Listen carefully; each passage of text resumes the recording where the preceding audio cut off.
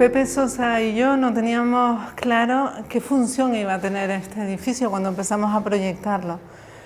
Pero claro, los encargos no suelen empezar así.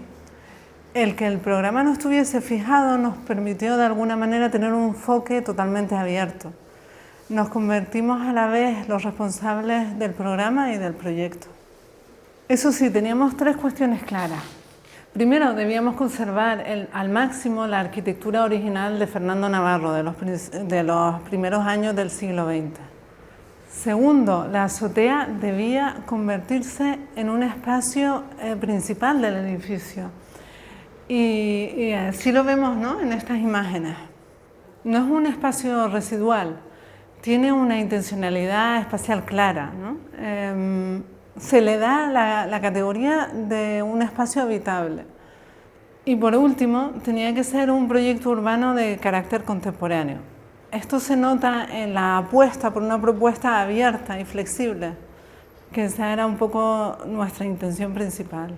De hecho, la planta no define o depende de un uso concreto.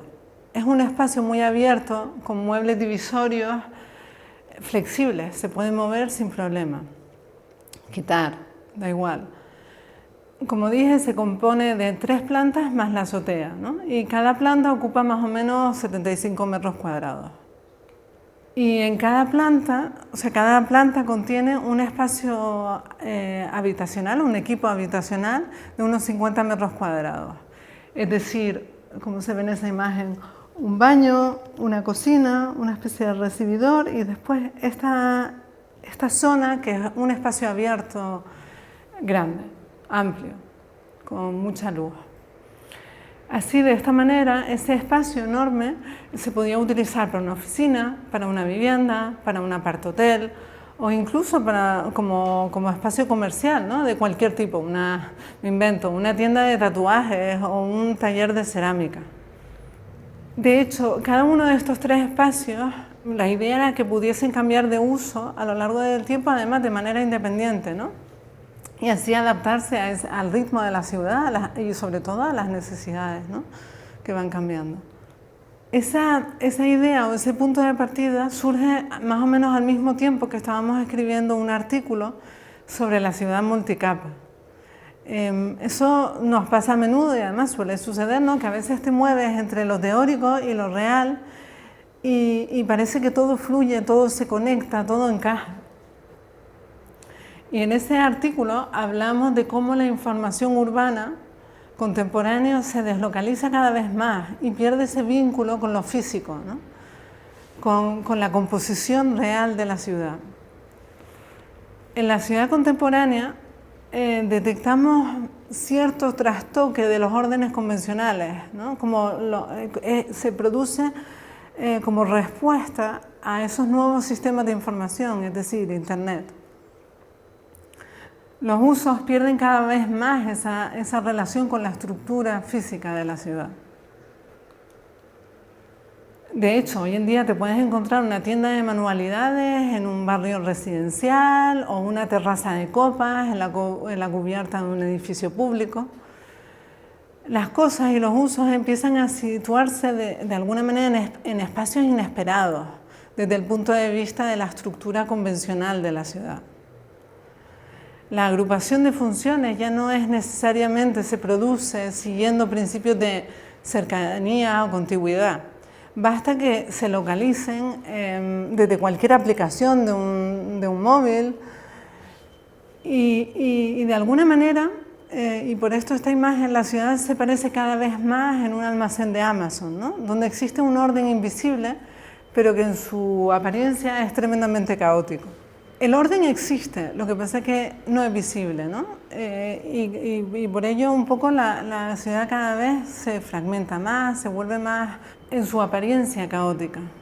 De momento, este pequeño edificio está siendo ocupado por un despacho, una vivienda vacacional y una vivienda temporal para un nómada de esta era COVID, ¿no?, que estamos viviendo. Pero anteriormente era un hotel de 3 habitaciones pequeñas. De hecho, este hotel, la idea original encaja muy bien con esta idea que tenemos, ¿no?, de ciudad dispersa, porque las zonas comunes también se dispersaban en la ciudad, es decir, la recepción estaba en un sitio, la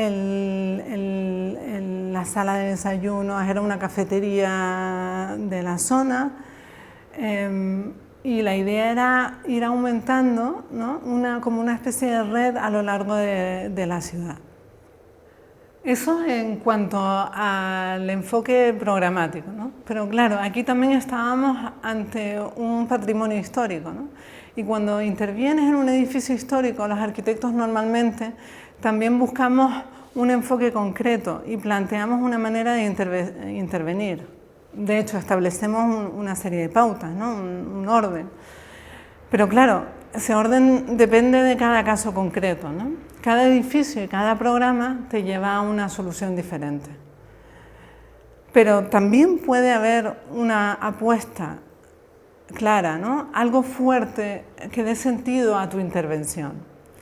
El reto está en lograr esa apuesta de carácter fuerte, pero sin desvirtuar lo existente, ¿no? Cambiarlo, transformarlo, sin diluir la esencia del edificio, ¿no?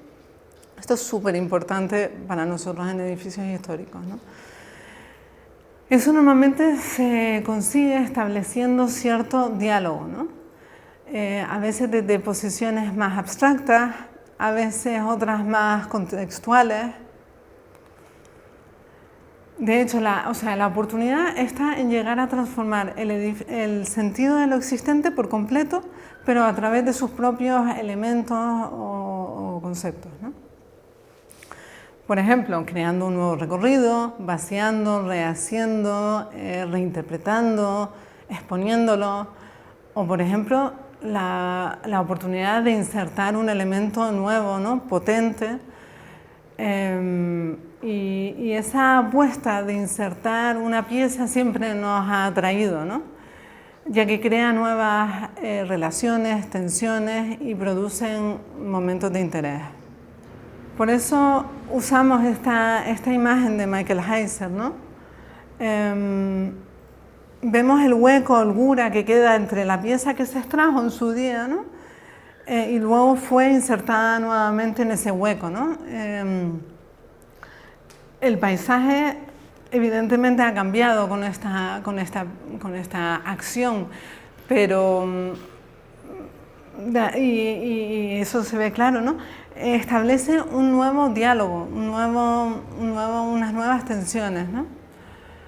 Aunque el material sea exactamente el mismo, ¿no? Es un trozo que se ha sacado. Y en arquitectura, cuando hacemos una intervención a través de una inserción de un elemento, también logramos establecer nuevas relaciones funcionales o jerárquicas, pero también esas tensiones, ¿no? Es decir, se crea un diálogo entre lo nuevo y lo existente. Y de esta manera pensamos que se produce un reciclaje real, ¿no?, y total, ¿no? Tanto el proyecto nuevo insertado como el edificio existente logran así adquirir una nueva identidad dependiente una de la otra, ¿no? Y nos parece que hay algo de poético en esto.